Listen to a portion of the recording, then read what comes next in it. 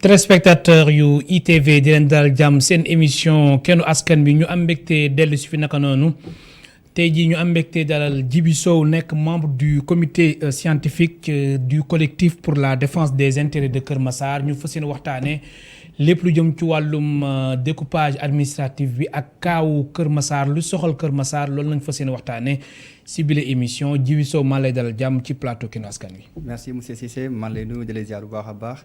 aussi di la remercier ci invitation bi ma invité. merci alors Djiby Sow yéen da ngeen taxawal benn collectif pour la défense des intérêts de Kër Massar alors collectif bi est-ce que mën nga si ñëwaat xool ñan ak ñan ñoo si nekk exactement. donc d'abord nga may ma nuyoo waa Kër Massar. oui ñi nga xamante ne tey jii su ma fi taxawee ginnaaw yàlla ñoom ñoo tax. donc maa ngi nuyu képp ku yeewoo biir Kër Massar ak képp ku yeewoo biir Sénégal di nuyu yéen ñëpp di leen jaajëfal bu baax a baax. di nuyu aussi tous les membres du collectif ñi nga xamante ne tey jii ñoom seen baat la porté. pour ñëw taxaw fii wax ci ñoom ci seen tur. donc collectif bi mi ngi tudd collectif pour la défense des intérêts de Kër Massar. mu nekk collectif bi nga xamante ne dafa juddu de manière spontanée. parce que kenn umpalewul Kër Massar dañoo yàgg taxaw di laaj nañ ko ériger en département. c'est un combat bi nga xamante ne ñi ñaa ngi koy mener parce que ça fait 10 ans boo xoolee. te président de la République fekk si nañ si loolu. très bien waaw ci mën bi mu fa amoon président de la République bu mu ñëwee donc mu ne dina ko ériger en département. donc di ko bu mu jël décision bii nii. donc ba ñu am proposition ci la collectif bi juddu. bu mu juddoo parce que aussi dañoo proposé découpage bi nga xamante ne vraiment ñu ngi sant yàlla. parce que dañ ko doon xaar. dañ ko doon xaar départementalisation bi. mais aussi ci biir gis nañ ne am na ay incohérences yi nga xamante ne war nañ ko war a mun a corriger. alors loolu yëpp daan si ñëw loolu moom na sa xel dal daañu ko yaatal bu baax a baax.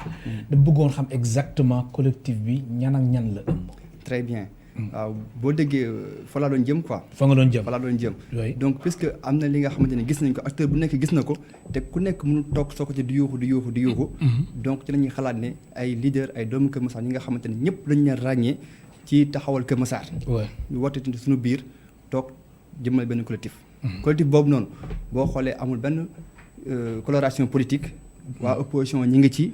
y a des leaders qui sont avec l'APR ñi ngi ci biir. société civile mi ngi ci biir. donc mu nekk collectif bi nga xamante ne vraiment dafa neutre dara dafa ko jóg lu dul Kër Massar donc collectif bi noonu la juddoo boo defee nag après ñu toog waxtaan jël dossier yi étudier ko càmbar ko loolu moo indi juddu collectif bi. alors collectif bi bokkoon ñu nekk ci mouvance présidentielle ñu ngi si ñu nekk si kujje gi aussi ñu ngi si loolu mën nga ko dëggal comme ni nga ko waxee léegi alors. loolu yëpp lu leen soxal moom mooy Kër Massar ginnaaw bu président de la République annoncé ni que ni Kër Massar da koy def département donc léegi Kër Massar nekk 46e département moom moo tax ngeen indi taxawal collectif bi alors collectif bi objectif bi lan la exactement. donc pour confirmer li may wax sànq rek. comme que nee naa ko dëggal d'abord am na ko ci nekk ku ñu naan Mounirou Kane. kooku boo xoolee moom mooy le président des jeunes du département de Pikine ci wàllum PDS. man mi di wax ak yow. mu nekk opposition maa mi wax ak yow maa nekk le responsable national des jeunes du parti Crédit nekk encore opposition. boo xoolee le président du conseil communal de la jeunesse de Kër Massar. nekk APR aussi moom mi ngi ci biir. boo xoolee waa PASTEF ñu ngi ci biir. donc mais ku nekk nag bi nga ñëw indiwoo casquette parti politique.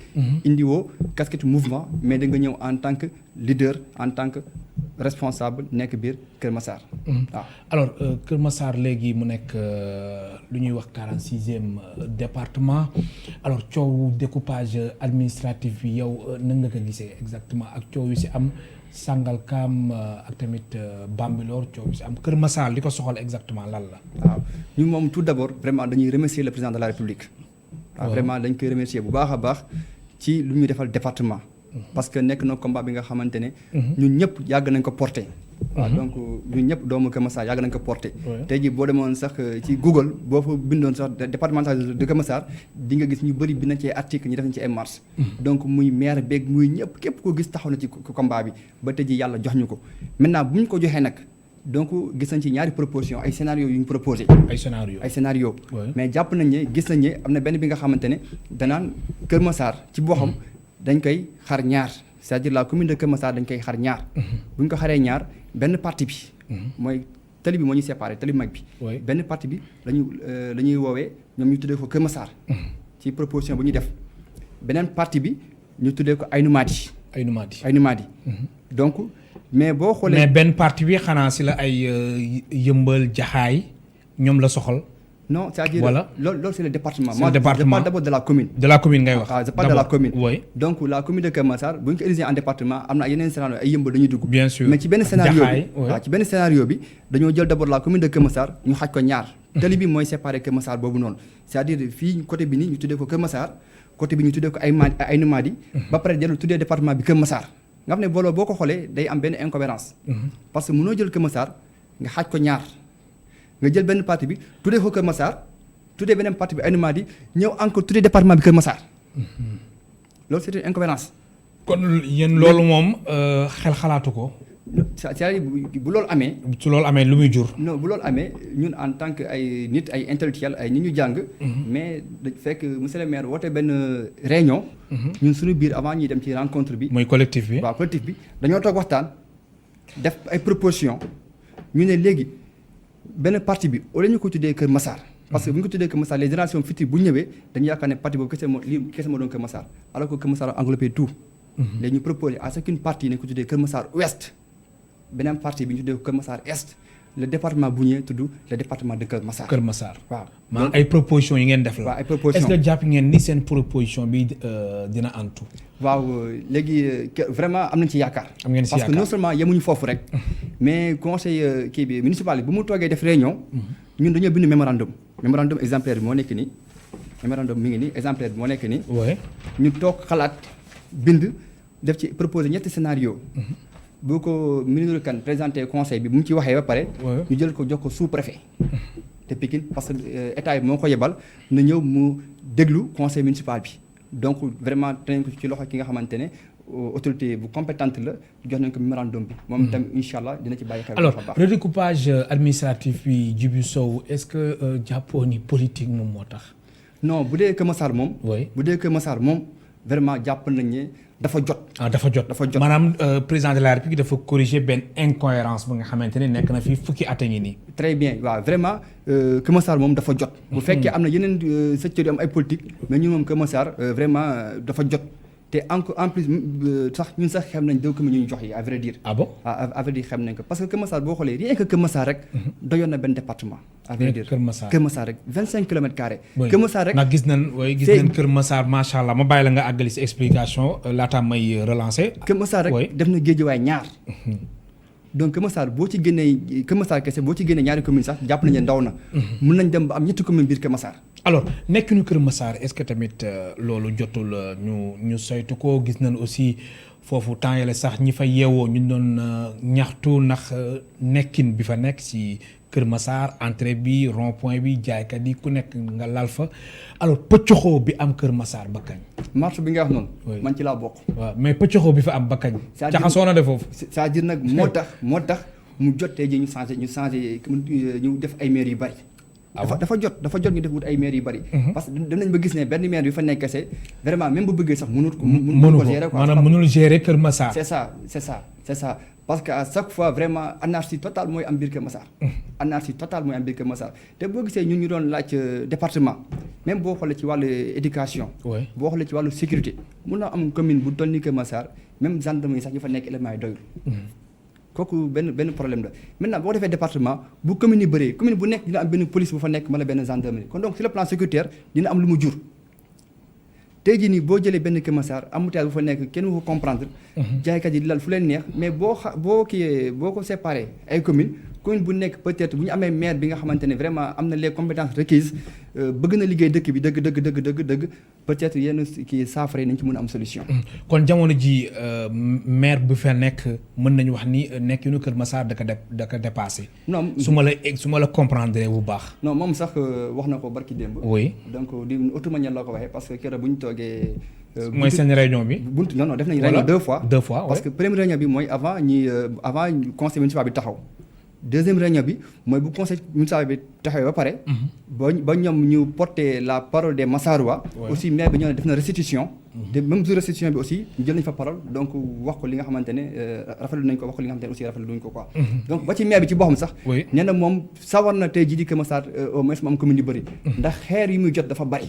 xeer yi muy jot dafa waaw ku jóg dal ci moom dóor ko ay xeer. xam nga parce que ce qui veut dire bu ñu koy dóoree xeer mooy ce qui veut dire que les gens ne sont pas contents de lui. oui alors ba ngeen dajee ak maire bi yan mbëbët ngeen ko wax wala tamit yan jafe-jafe ngeen ko wax la nga xamante ne àndoo leen si comme ni nga ko junjee léegi nii ba pare ma bàyyi la nga faram-fàcce ko ndax léegi da nga ni seen rencontre ak maire bi wax ngeen ko aussi li nga xamante ne rafetlu woo leen ko te Kër Massar mel ko lan la exactement. ah d'accord léegi comme ci proposition yi ñun jàpp nañ ne. tey jii nii am na commune yi nga xam am na partie yi nga xam ne war na mën a dugg ci département de Kër Massar. par exemple mooy boo xoolee. ay côté Lac Rose bi. oui. ay Tivaouane Peulh. ñoom bëgg nañ dugg Kër Massar te war nañ mën a dugg Kër Massar. loolu aussi proposé nañ ko wax nañ ko maire bi aussi wax nañ ko sous préfet jox nañ ko ci référendum bi. donc kooku c'est de un. de deux aussi gis nañ ci découpage bii nii Kër Massar dañ ko parce que Kër Massar boo xoolee 25 kilomètres carrés la mais ci découpage bii nii boo xoolee lekk nañ ci Kër Massar 4 kilomètres carrés. si découpage bi ci découpage bii nii Kër Massar perte na 4 kilomètres carrés te li ci gën a métti encore gis nga Kër Massar boo ñëwee ba ci ñaari station yi foofu noonu. oui ba ci sax garage Kër Massar. bokkul Kër Massar mbaaw lañ ko yóbbu. mbaaw lañ ko yóbbu. waaw te nga xam ne foofu mooy Kër Massar entre guillemets ci ni ñu ko mën a foofu mooy Kër Massar te ñun tey jii bëgg nañ limite Kër Massar ñu repousser ko ba ci raay yi. loolu ngeen bëgg yéen. non moo war a am parce que tey jii nii mënoo nekk une grande commune. ba pare am beneen commune bu lay gérer sa sa entrée kooku xel nangu ko tey jii boo xoolee ba ci lamp yi foofu noonu bu lamp yi yàqoo tant que commune Mbao ñëw ñu defar ko ñun duñu mun defar suñu kii parce que dañ ko jox waa Mbao te pourtant ñun foofu waa Mbao duñu fa jaar ñoo fay jaar kon donc parce que boo xoolee découpage normalement ci yoon dafa war a am repère physique. dafa repère physique bi nekkul leneen lu raay bi. donc dañoo war a jël raay bi mu nekk vraiment suñu diggante. kon lii bokk na si limites yi nga xamante ne nemmeeku ngeen ko si découpage administratif. effectivement te wax nañ ko sous-préfet wax nañ ko monsieur le maire. aussi gis nañu aussi gis nga Lac Rose. dafa war a ñëw dugg biir Kër Massar. Lac Rose waaw mi ngi daal yéen da ngeen bëgg yooyu yëpp dugg Kër Massar. non non c'est-à-dire xam nga bu ñuy dem département. oui bu ñuy dem département. bu ñuy dem département dañuy war a xool lu cohérent rek dañuy xool lu cohérent parce que tey jii gis nañ commune de kii département de Rufisque. am na ñaari pôle. am na pôle Diamniadio donc des na beneen pôle Lac Rose mais nañ ko bàyyi mu dugg Kër Massar parce que quoi qu'on puisse dire Lac Rose dafa war a dugg Kër Massar dafa war a dugg Kër Massar te waa Tivaouane Peulh loolu lañu bëgg récemment boo xoolee ñoom def nañ marche ñu ne ñoom bëgg ñu dem foofu fii lañu bëgg a ñëw te ñun Kër Massar vraiment talal lañ leen loxo nañu ñëw waaw ñu bokk ànd ñu bokk ndey bokk bàyyi parce que quoi qu'on puisse dire c'est le Sénégal ñëpp ay Sénégalais lañ donc bu amee frontière bu ñuy def découpage war nañu xool ba askan bi mu ngi cee gis seen bopp parce que mënoo def découpage bi nga xamante ne waa Lac Rose ci boppam fi leen yóbbu ñoom bëgguñu ko muy Tivaouane Peulh ñoom dañoo bëgg a ñëw vraiment du Kër Massar kon donc état bi war na bàyyi ci xel parce que booy tiit quand un état travaille il travaille pour le peuple. oui alors nekkinu Kër Massar comme ni ñu ko waxee léegi muy désordre bi fa am anarchie bi pëccoxoo bi alors Kër Massar lan nga jàpp ni que ni comme léegi nekk na département 46e département xar kanam Kër Massar nan la war a bindoo jamono ji. tout d'abord mooy dañuy remercier encore président de la République. te di ko ñaan ci décision proposition ba mu def. na ko saxal na ko jëmmal. parce que Kër Massar dafa war a abriter le chef de département. parce que boo xoolee fii ci ginnaaw amul benn commune bu wër Kër Massar bu doon casse pour nekk département y en a pas. y avait que Kër Massar moo fi doon taxaw jëlaat département mais bu ñu Kër Massar dañu koy def département tuddee ko département de Kër Massar mais on a vu am na commune yi nga xamante ne dañoo jóg ñu ne bu ñu ko tuddee Kër Massar bu ñu ko tuddee département bu ñu tuddee Kër Massar. c'est pas logique ñun mënuñuy xeex pour dañu am seen département ba état bi jël ne d'accord naa leen defal département bëgg a tuddee département bi Kër Massar yeneen commune taxaw ne du tudd Kër Massar kooku xel mënu ko nangu sax vraiment ñuy ñaan ba état bi proposition boobu mu def comme tuddee Kër Massar département bi na maintenir ce nom là loolu moom vraiment dañ ciy tenir bu baax a baax. alors si limite yi est-ce que mën nañu wax ni dafa am benn absence jëm ci wàllum statistique bi bu soxal wàllum démographie. c'est vrai parce que boo xoolee ñoom dañoo jël parce que boo xoolee. ANDS mi ngi gëj a def statistiques yi depuis 2013. tey jii boo xoolee ñoom ay prévisions lañu def. dañoo def prévision 2021 Kër Massar war na am ay 250 et quelques mille habitants. mais ñu di fa yeewoo. mais xam ngeen dépassé na ko di dem. non di dem parce que la preuve même boo xoolee le document là. dañ koy def Kër Massar 2 centres commerciaux. mais da ngay taxaw station Kër Massar li fa nekk ci centres commerciaux kenn xamul nu mu toll. te boo xoolee ci commune bu ñu naan commune Aïnoumady yi. statistique defuñu ci dara li ñuy def ND non déterminé. non déterminé. ah bon c'est moo ne ci document bi bu ñu proposé.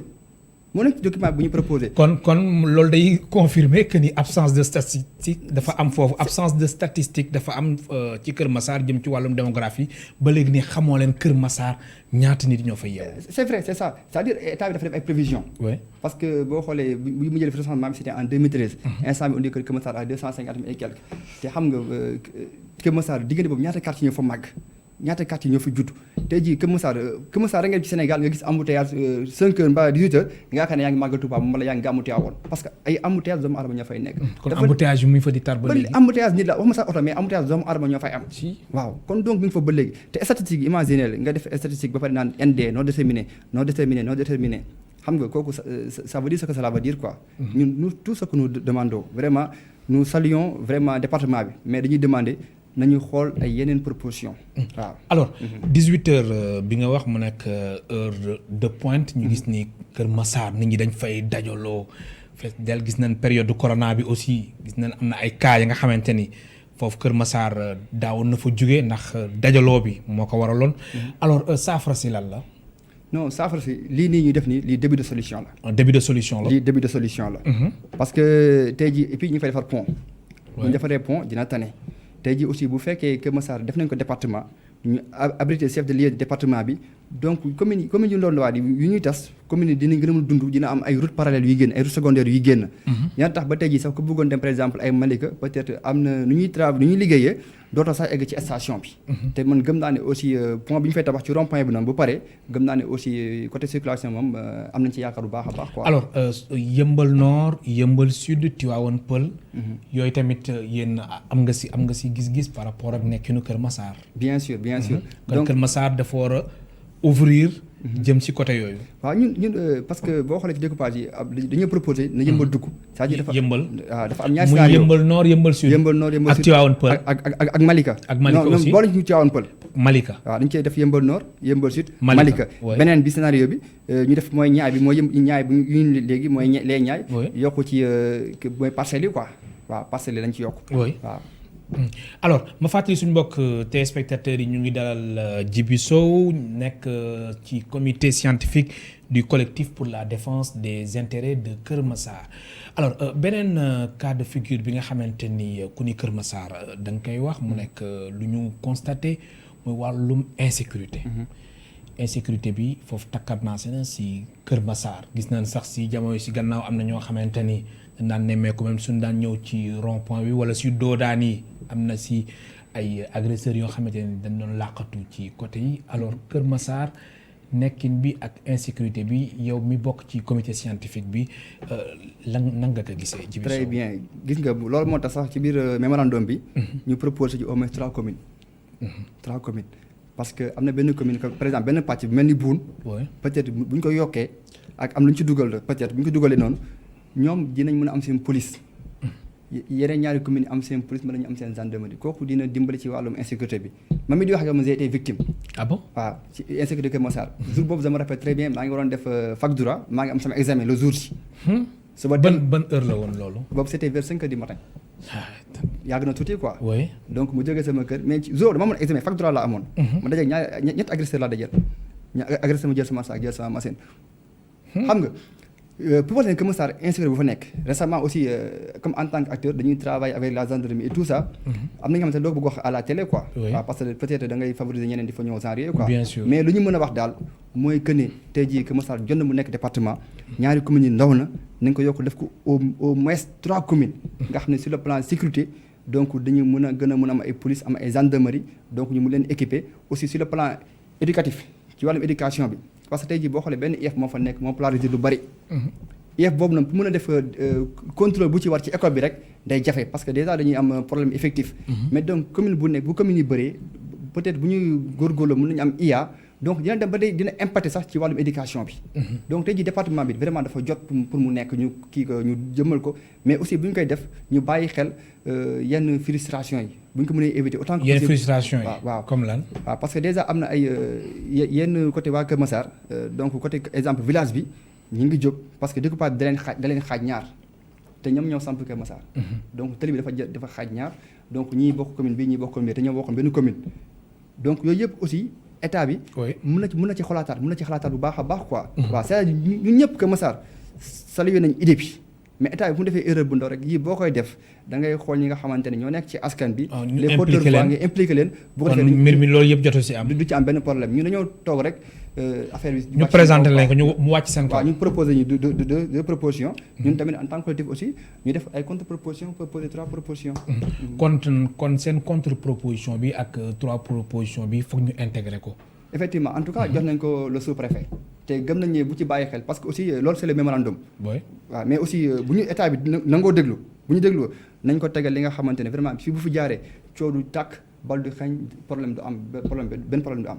tey jii démb waa Kër Massar village ñu ngi kii samedi waa Boune dañuy def marche parce que gis ñu seen bopp ci découpage bi donc mais état bi bu déglu woon askan bi rek vraiment xam naa ne incha allah moom solution dina am. alors jamono ji ci wàllum nekkin askanu Kër Massar est-ce que ñu ngi gis seen bopp baax a baax si Kër Massar nu mu mel jëm ci wàllum réalisation jëm ci wàllum infrastructure. en tout cas bu fekkee da ngaa ñëw ci parcelles yi fi ma dëkk. ñu moom vraiment gars yi ñoo sonn à vrai dire. ah bon à vrai dire sonn lu tax parce que vraiment nous sommes les victimes de la SN HLM. waaw tey jii peut-être émission bi sax émission kii la mais puisque yaa ci dugg rek naa ci dugg. parce que bu ñu fa nekk ñëpp bu ñuy jënd seen terrain dañoo jënd seen terrain ba pare fay aussi pour l'assainissement. malheureusement non seulement la SN HLM dafa jël xaalis assainissement mais assainirul les parcelles. déedéet ba tey jii y a plus d'un ñi nga xamante ne perte nañ seen kër yi. dañoo mujjee génn ñiy dem loué ji te dafa neexul nag fii ñëpp xam nañu salaire Sénégal lu mel boo nekkee fonctionnaire boo amee kër sante ko yàlla mais nga dem SN HLM société état jënd fa terrain nga fay pour assainissement dem tabax sa kër ba kenn assainir ko ndox di la fa jëlee ba sa kër di daan loolu moom vraiment ñun sonn na gars yi sonn nañ trop ba période yi passé ak inondation yi tamit gisoon nañ ni vraiment Kër Massar am na si ay zones yu nga xamante ni ñu fa doon yeewoo lottoon nañu. non c'est vrai parce que man chaque jour maa ngi ci bi askan bi. moo taxoon tey jii ñun dañoo bëgg vraiment communes yi gën a bari. parce que daaw boo xoolee waa unité 14 unité 14 unité 12 unité 13 yëpp mais bu fa amee problème ndox bu mu fa ñëwee bu ndox bi bëree mais bassin bi moo fottoon mais il fallait ñu am benn pokolin bi nga xamante ne moo koy wàkki bu ko wàkkee ndox bi dem ñi mu nekk seen jàmm mais pour ñu amoon sax 500 000 francs yi sax pour kii il fallait ñu def la collecte. il fallait ñu def mais pourtant la mairie pouvait venir en appoint. mais sànq quand même wax nga ko nga ni maire bi Kër Massar nu mu bindoo nii daf ko dépassé. cause pour laquelle ñu doon demander à ce que nañ ko ériger en département ñu yokk communes yi.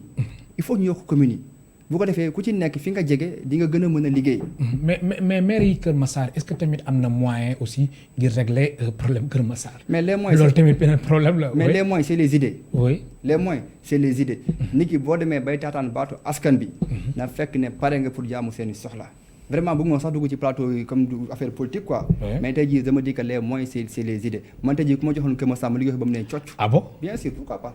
kon Djibi Sow yow jamono ji ku la joxoon Kër Massar da nga koy ji. da nga koy teg si yoon. mais c'est clair déjà le découpage elle est là. ah mais du ma ne sax Djibi Sow yow mii. non du ma ne sax Djibi Sow quoi c'est-à-dire. oui comme le collectif qui est là. le collectif qui est là le collectif. waaw collectif bi fi nekk nii tey jii nii gëm naa ni bu déjà Kër Massar fu mu jël nii boo ma ci dina tàkki. parce que coow mi ngi jóg gauche mi ngi jóg droite. mais tey jii collectif bi nii proposition bu ci jaaree bu ñu ci tegoo ci kàttanu yàlla coow du tàkk ba du xeeñ dara du am waaw parce que lu ñuy def chaque fois dañuy jiital askan bi dañuy toog déglu parce que nee naa collectif bi am na waa APR am na waa PASTEF mais bu ñu ñëw indiwuñu casquette politique nag quoi. pour mu leer. mais quand même seen collectif bi ak élection locale yi nga xamante ni 23 janvier atum 2022 lay am incha allah est-ce que du tas collectif bi. non xam nga la moo tax. lu tax. parce que tey jii ñi fa nekk ànduñu ci wàllum politique ànduñu ci dara waaw ñi fa nekk ànduñu ci wàllu politique. mais quand même waa da nga ni si biir collectif bi am na société civile mu ngi si opposition naka noonu pouvoir. moo tax man la su élection locale yi di ñëwee ak bataille de positionnement yi nga xamante ni ñoo nar a am est-ce que collectif bi du tas. non du ko tas parce que ñun ñëpp ay acteurs de développement lañ. parce que du collectif bi ngi soog a judd. mais on a eu à travailler dans d'autres cadres. par exemple inondation yi passé avec le Wallu on a mis sur pied un cadre bu ñu naan la Wallu dañu leen xool ñi nekk ci ndox bi ñu jël fay leen appartement pendant 3 mois dugal leen ci. xam nga ñii am problème kii néeg ñu leen pour vous dire que ñun chaque fois bu problème taxawee rek dañuy xool nu ñuy taxawee ba jëm ko saafara. bu loolu rombee ñu romb ñoom ci leneen. maintenant bu élection yi ñëwee ku bëgg a politique nga politique ku bëgg a politique nga xool naka nga def. mais politique bi moom amul daraay politique. alors Djibi Sow am na laaj bi nga xamante ni ba léegi tontogoo ko mooy wàllum infrastructure ak réalisation ginnaaw ba nga ne mbirum assainissement bi sonal na leen trop mais am na si la nga xamante ne nekk na Kër Massar yi nga xamante ne yéen a ngi koy rafetlu quand même am na. non tey jii Kër Massar. wala amul. non adduna lépp loo gis rek. da ngay gis ay progrès day am. oui comme lan. waaw mais tey jii aussi dafa baax aussi soo nee lii baaxul nga ni lii baax na. oui. tey jii lu may rafetlu ci wàllum Kër Massar. oui d'abord mooy jeunesse bi nu ñu amee seen conscience. ma loolu dama koy rafetlu bu baax a baax. jeunesse bu waaw jeunesse bi nous avons une jeunesse très consciente une jeunesse qui est consciente de son devoir. tey jii heure bu problème amee. xam na lu ñu bëgg. très bien une jeunesse engagée et déterminée. loolu dama koy rafetlu parce que souvent nit ñi dañuy xool ay alal mala ay lu taxaw mais lu gën a am solo mooy li nekk ci bopp yi. nous avons une jeunesse qui est très responsable. des mouvements yu fa nekk ñoom dañoo gëm seen bopp. tey jii benn politicien bu fa ñëw di leen jënd lijjanti wu ñu la. waaw mais engagement wu jeunesse bi ngay wax ak détermination jeunesse bi ngay wax. est-ce que mbirum emploi des jeunes mbirum xëy jeunesse boobu gis na seen bopp. non mbirum xëy moom ñu yeewoo Kër Massar.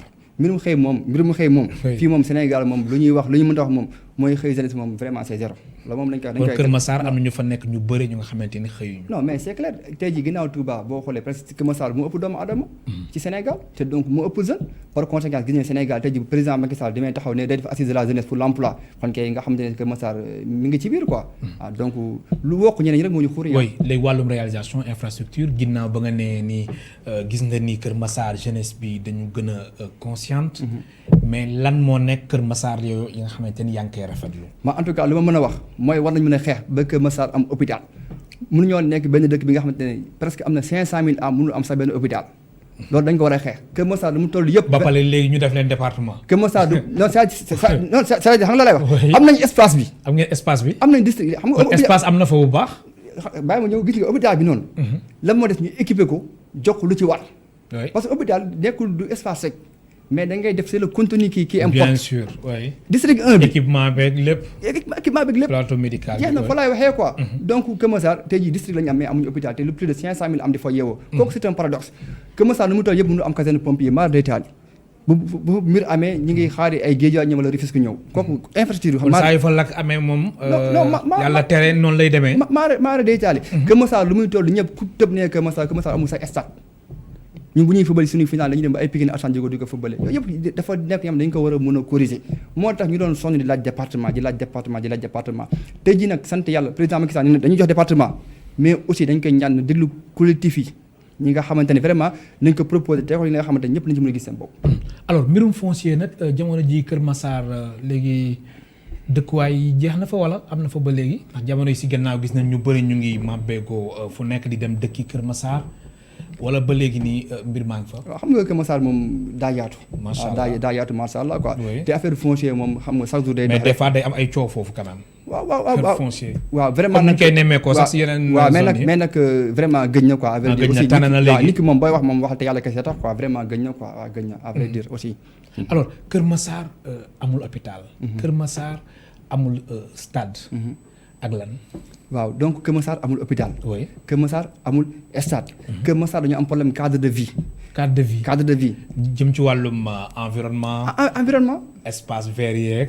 dañu am problème cadre de vie parce que tey jii fépp fu am inondation kooku mu dafa am cadre de vie c'est paradoxe la mënul nekk parce que mënoo dëkk ci ay ñax ay salaat nga naan cadre de vie bu baax mënul nekk moo tax may ñaan état bi la SNHLM nañ jël seen responsabilité. mais bàyyil waa SNHLM ndax xam nga ñoom nekkuñ fi moo tax sànq ba léegi yaa ngi leen di attaqué. non c'est-à-dire man dama ko dund. dama ko dund. dama ko dund. nawet bu ñëwee dañuy dugg di pàccaxoo di dimbali doomu aadama yi donc cri de cœur bu may lancé la def nañ fi lu nekk def nañ ko fi. donc dafa jot tey jii SNHLM ñu jël seen responsabilité. ils ont demandé pour l'assainissement fay nañ leen nañ assainir Kër Massar loolu mooy yoon. ma fàttali suñu mbokk téléspectateurs yi ñu ngi dalal Djibi Sow nekk ci comité scientifique pour la défense des intérêts de Kër Massar alors découpage administratif bi mën nañu wax ni découpage à polémique la comme niñ ko nemmeekoo Kër Massar gis na nga coow gu am ci diggante fi nga xamante ni moom moo di Sangalkam Bambilor alors yow en tant que citoyen en tant que observateur na nga gisee découpage bi coow nga xamante ni am na ko si gox-goxaat yi yenn si gox-goxaat yi fii si Dakar. waaw man moom lu ma gis mooy découpage. fu mënta am peut-être mënul am unanimité à 100%. maanaam coow bi mënu si ñàkk. à 100%. peut-être am na yenn côté yi nga xam ne am nañu waxtaanee mun nañ def ba coow ba ñu am. mais am na yu aussi yenn côté yi il faut coow am mais lu may wax rek mooy chaque fois nañu jiital askan bi. maintenant la moo indi souvent yenn saa yenn problème bi mais dañuy def pour éliminer benn adversaire par exemple.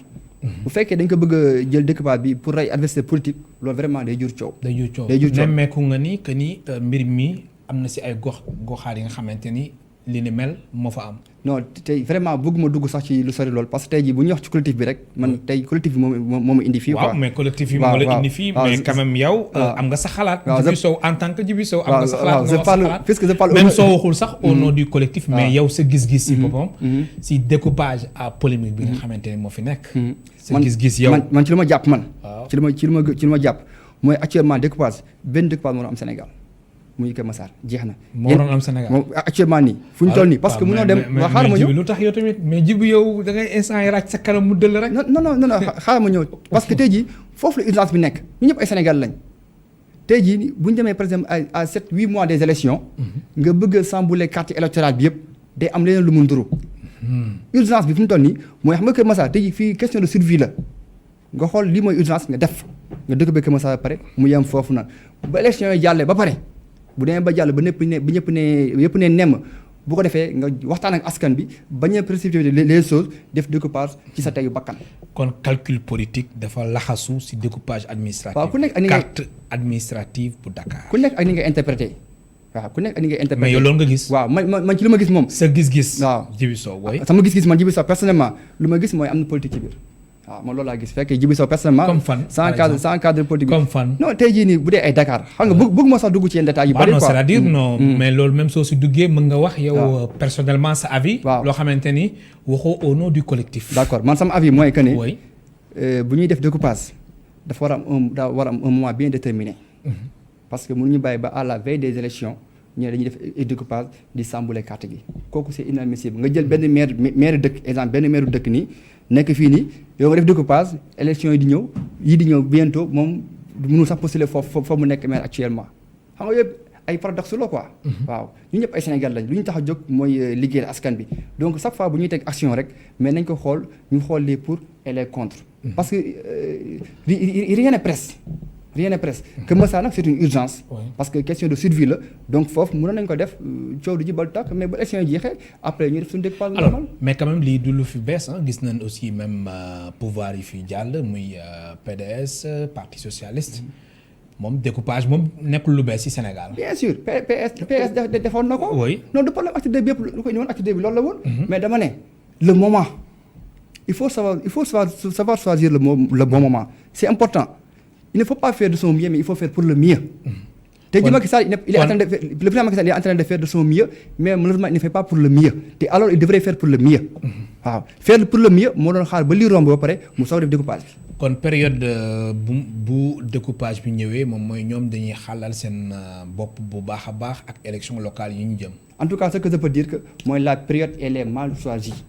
waaw vraiment le moment là est mal choisi waaw. pour certaines communes ak pour certains départements tey jii lu gënoon daal mooy li ma waxoon sànq léegi dama répète que Massar urgence ñoo ko doon demandé kon donc parce que askan bi ko demandé. defal leen ko. waaw mais Kër Massar même su nekkee urgence moom rek nga ni moom rek moom moo waroon nekk ci découpage administratif bi nga ni moom rek sànq da nga ci insister. waaw c'est-à-dire xam nga quand on gouverne pour le peuple.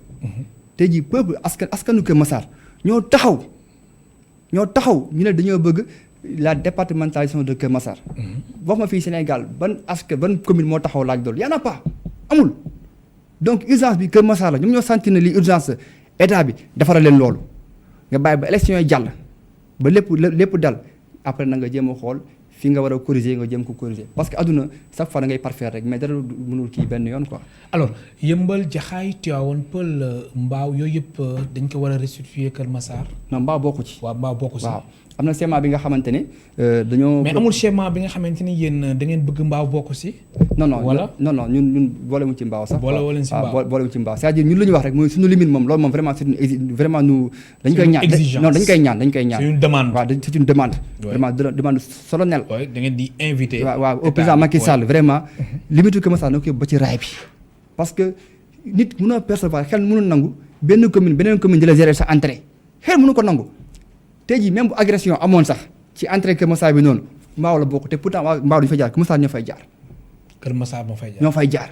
garage bi nekk biir Kër Massar waa mbaaw ñoo ko moom daral bi nekk Kër Massar waa mbaaw ñoo ko moom station yi nekk buntu Kër Massar waa mbaaw ñoo ko moom mais xel mënu ko nangu te waa mbaaw duñu fa jaar donc ñun lu ñuy laaj solennellement mooy nañu repousser limite yi ba ci raay bi raay bi foofu moom repère physique la waa mbaaw jël lu ñu moom Kër Massar jël lu ñu moom léegi bu ko defee Tivaouane Peulh côté bële Tivaouane Peulh bëgg nañ ñëw Kër Massar ak pôle bi ñu ànd ñoo dugg Kër Massar mu nekk vraiment un département viable waa Kër Massar gis seen bopp ñëpp gis seen bopp.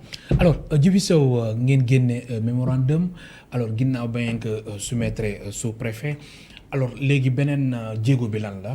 waaw léegi avant ñuy génne mémorandum. donc dem nañ fekk monsieur le maire woote na. donc ñu dem jox ko suñu xalaat. moom tam bu mu demee conseil mu yóbbaale xalaat yi. bu mu paree aussi bu mu defee restitution bi man sama bopp maa jëloon j'ai parlé au nom du collectif. ma remercier ko parce que aussi li ñu ko waxoon vraiment bàyyi na ci xel. waaw donc def na loolu. aussi après là ñu jox mémorandum bi léegi fu mu toll nii le comité scientifique est en train de travailler sur un document. sur un document waaw parce que aussi ñun tam dañuy déglu askan bi. parce que Kër Massar village ñoom nee nañ ñoom bëgguñu ku leen séparer en deux. waa bu ñu ngi waajal mars ñeneen dañu leen bëgg a ériger en commune. donc ñun tamit. ñu ngi dañuy déglu. da ngeen di déglu parti yëpp. xalaatu askan bi yeewoo Kër Massar après tamit proposition yeeg nangam sangam yeeg ngeen def ko ci document. très bien parce que déjà ñun 3 scénarios yu ñu proposé jox sous-préfet duñ ci génn. da ngeen koy maintenir. non dañ koy maintenir parce que on a fait 3 contre-propositions mais ci biir ak ñooy dégloo nit ñi aussi di nga xam noo koy mën a amender parce que déjà waa parcelle ak waa Boune ak Darou Missel ñoom gëm nañ ni war nañu mën a nekk en kii commune. donc boo xoolee même ñun les 3 scénarios qu'on avait proposé ñoom loolu sax mën a duggaat ci biir ba tey waaw c'est-à-dire lan laa wax sànq rek mooy état yi bu ñu prêter oreille vraiment dina def découpage bi nga xamante ne du am benn problème biir Kër Massar yeneen coow muy dégg feneen du ko dégg Kër Massar. mais nag par contre nag bu fekkee dafa bëgg a forcer rek gëm naa ne coow dina juddu daal. waaw kon daal da nga bëgg wax ni jamono ji état bi dafa war bàyyi xel bu baax a baax seen proposition yi. laata mbir mi di jéggi dayoo. tout à fait vraiment di ko sant nag di ko sant. parce que lii moom vraiment ñun ñëpp kontaan ñëpp ne oui à la départementalisation. il n'est pas question ñu koy sursoir ñu koy arrêté non nañ ko dëggal mais ci biir dëggal boobu noonu aussi parce que affaire bi su ma juumee war na génn mois de juin d'après le maire lu mu wax. donc fii ak le mois juin moom il a ses renseignements généraux am nañ seen service yëpp yu fa nekk ñu xool comme ça def ba askan bi daal vraiment gis seen bopp baax a baax daal. alors document boobu mën nañ ko xaaral ni kañ exactement. document boobu d'ici samedi dina pare incha allah. d'ici samedi incha allah dina pare. alors te population bi jamono ji yéen recensé ngeen version yëpp. ñu ngi ci c'est-à-dire xam nga collectif bi nu mu bindoo moo yéeme. Kër Massar foo dugg rek am na membre collectif bi te sont des responsables. alors anarchie bu nekk Kër Massar lan la autorités yi war a mën a def ba jëlee fa lu ne mel su weesoo sax même embouteillage bi nga xamante ne moo fay nekk 18 heures mais anarchie ak tamit pëccuxoo bi am ci rond-point Kër Massar fi ñaari station yi nekk. non loolu lu yomb la tey jii soit municipalité bi day préféré foofu fluide mbala mu préféré ay juuti ñaar la rek yàq sax. parce que tey jii boo gisee gars yi fa taxaw. parce que kon municipalité bi daf si am part de responsabilité bu mag. bien sûr boo gisee. kon maanaam ñoom dañu seetaan. bien sûr parce que y a l'argent qui entre parce que booy fa taxaw booy taxawuñu fa ba nii parce que dañuy fay juuti te nit ki nag booy fay moom doo ko dàq muy dem c'est pas possible. donc ñëpp xam nañu la question la question de xaalis la tey jii donc dañoo choisir entre un bon cadre de vie et encore ou bien se remplir les poches. waaw tey jii nii lu ci gënoon daal moo ñi fa nekk ñëpp. nga jéem a xool fu leen di wutal fu ñu nekk xam nga ñu liggéey parce que doomu réew mi lañ mais foofu noonu lépp dañu ci station. te loolu manqué wul Kër Massar. maanaam ñu am fu leen yóbbu manqué wu fa. tey jii nii affaire yi c'est les idées rek. c'est des idées tey jii Kër Massar même foofu sax nu ñu fa taxawee noonu rek tey jii boo amoon équipe bu xarañ dëgg foofu nga fa génne xaalis bu bëri tey du am embouteillage. mais bien sûr da ngay créer benn bureau parce que le matin booy xëy da nga koy gis ay maçon ku nekk da ngay taxaw mais créer benn bureau ku ñëw bindu dem. mais proposition yi tax waxoo leen ko aussi municipalité. lu tax ñu wax ko. waxoo leen ko municipalité bi. mais ndax sànq da ngeen ni. léegi da ngeen ni mbir mi ay idée la. ay idée la alors est-ce que waxtaan ngeen si ak municipalité bi ñu leen proposition yi suñ ko defee mbir mi mën na saafaraw. xam nga tey jii ci loo mën a proposer. parce que yi ñun dafa am benn équipe municipale bi fi nekk boo xam ne ñu fa nekkoon ñu bëri jóge nañ fa. ñu fa nekkoon ñu bëri jóge nañ fa équipe municipale dem na ba ci ñenn ñi sax ñoom ak maire danañ ba justice. waaw. oui ñoom ak maire dem nañ ba justice.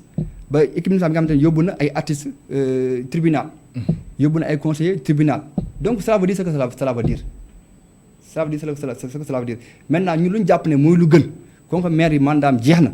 mandaam daanaka jeex na ñun daal ñu ngi ñaan nañu defar ay communes yu bëri bu ko defee waa askan bi ñoo xam nañ jàpp nañ ku yaakaar ne moo gën ci ñoom ñu jox ko ndax changement ñu bëgg am peut-être xëy na ñu am ko.